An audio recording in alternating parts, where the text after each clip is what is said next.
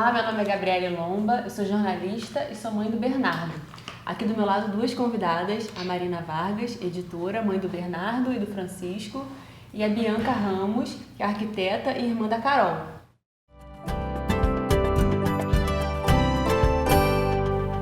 As pessoas com síndrome de Down têm uma série de direitos garantidos por lei e hoje vamos falar sobre alguns deles. Por exemplo, educação. Marina, você tem alguma dúvida? O Bernardo já está na escola. Você tem alguma dúvida em relação aos direitos dele, no que se refere à educação? Eu tenho várias dúvidas, assim, a coisa dos direitos, a gente está começando a se inteirar agora e muita coisa eu desconheço, mas, por exemplo, a escola é obrigada a aceitar ele ou não é? Existe uma limitação, porque, por exemplo, a gente tentou colocar ele numa escola, que é a escola que meu outro filho já está, e houve uma restrição, por assim dizer, no seguinte sentido: somos inclusivos, aceitamos, tal, mas limitamos o número de crianças com necessidades especiais por turma. E aí, como eles limitam, o Bernardo não conseguiu entrar na escola porque supostamente já esse número de vagas específicas para crianças com necessidades especiais já estaria preenchido. Então, não sei, pode fazer isso? Então, não pode? A regra a matrícula e o acesso à escola regular ele não pode ser negado, seja na rede pública de educação, seja na rede privada. Não há, do ponto de vista legal, o estabelecimento de uma regra que diga o percentual de alunos com deficiência que precisa ser aplicado por turma. O que os especialistas em educação um pouco propõem é que as escolas tentem trabalhar essa proporção na medida da proporção da sociedade, ou seja, né, se a gente tem, em média, hoje, mais ou menos 20% da população com deficiência no Brasil.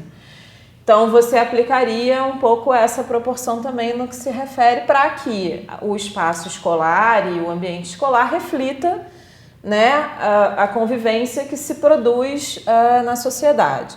Mas isso não é uma regra e isso não pode se estabelecer como um obstáculo para o acesso do Bernardo à escola. Então, assim, é importante sempre que essa conversa com a escola exista, que a escola diga para você, então, quantos alunos ela tem por turma. E daí, esse equilíbrio dentro da turma, ele precisa ser construído.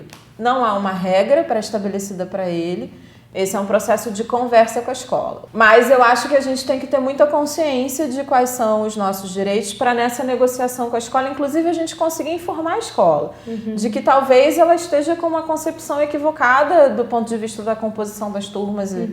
Porque as escolas também estão entendendo, né, como é que esse processo se dá. E eu acho que a família também tem um papel muito importante nisso. Né, de dizer, mas então qual é o pressuposto para você estabelecer esse limite? Olha, mas na diretriz nacional não é isso que diz, tem outras escolas que fazem diferente. Enfim, tentar fazer essa conversa e se essa conversa não for suficiente para que se haja ali um consenso, buscar as medidas legais que garantam o acesso dele. O primeiro passo, então, de uma pessoa que tenha, ou de um familiar que tenha tido o direito de seu filho violado, é o quê? Procurar um advogado, procurar um órgão público? Então, de um modo geral, você tem as defensorias públicas, que conferem esse apoio jurídico gratuito, mas você tem alguns outros núcleos de apoio, né? Você tem, no caso da criança e do adolescente, os conselhos tutelares, que principalmente no que se refere à escola, né? Podem apoiar na garantia desse acesso e em outras questões de violação de direito relacionados à criança e adolescente. Você tem o Disque 100, que é o número para denúncia de violações a direitos humanos, né, o número nacional, enfim.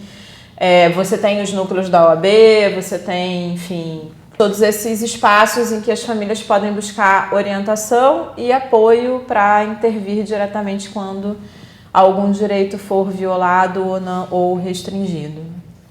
É muito importante que as famílias se informem sobre os direitos e corram atrás, não deixem de correr atrás dos direitos de seus filhos.